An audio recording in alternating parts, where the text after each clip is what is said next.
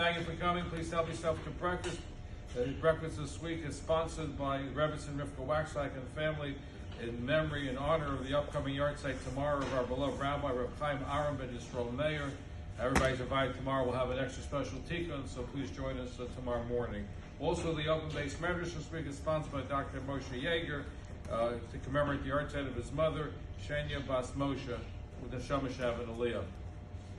Interesting. Everybody knows biblical justice, ayin tachas ayin, eye for an eye. You look at the biblical critics, they say, oh, it's the God of vengeance, an eye for an eye. However, the Gemara brings down that we don't really have an eye for an eye. It's really, if you knock out somebody's eye, you're supposed to give them monetary value of the eye. You don't actually do a knockout of the eye itself. In fact, the Vilna Gaon says it's like unusual terminology is tachas, under. If you look at the letters, if you look around the letters, what's under the letter kasef? If you go each one, it spells out. Actually, if you look at the other ayin, if you look what's on top of them, it spells out the letter kasef. If you look at the ayin, what's ayin underneath? Pei. What's on top of yud? Chaf. And what's on top of nun? Samach. You rearrange the letter, it spells kasef. So there's a hint in the Torah underneath where it's underneath it.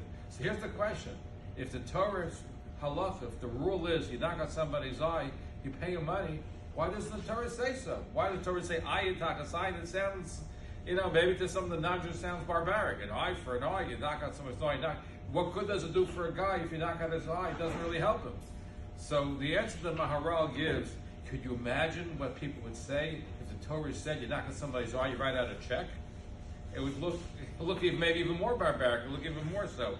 Plus, the Torah wants to implicate the idea that when you knock out somebody's eye, it's a serious thing, and maybe your eye should be knocked down.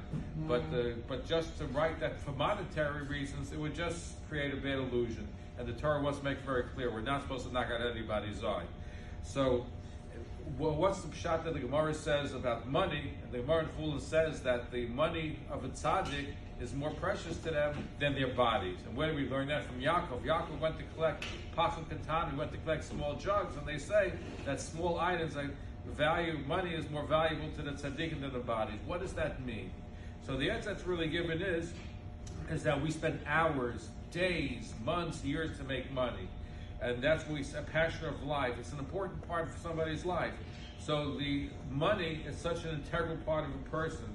So being careful not to waste one's money is like not wasting time. Because if you spend so much time, you spend years making the money, and it's useless to you, it's like it's a waste of time. So that's why the tzaddikim love money more than the bodies, because it represents a waste of time. Rav Moshe Wolfson brings down a fascinating thing. A Kohen is not allowed to give truma to another Jew, but he's allowed to feed it to his animals.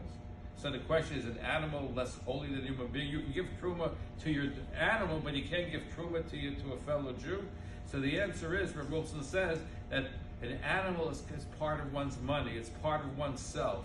So therefore, he's like giving it to himself because it's an extension of himself. Your property is an extension of you, your money is an extension of you, it's your life, it's part of your limbs. They say time is money. The Torah teaches that both time and money are life. Have a wonderful day. And you have to say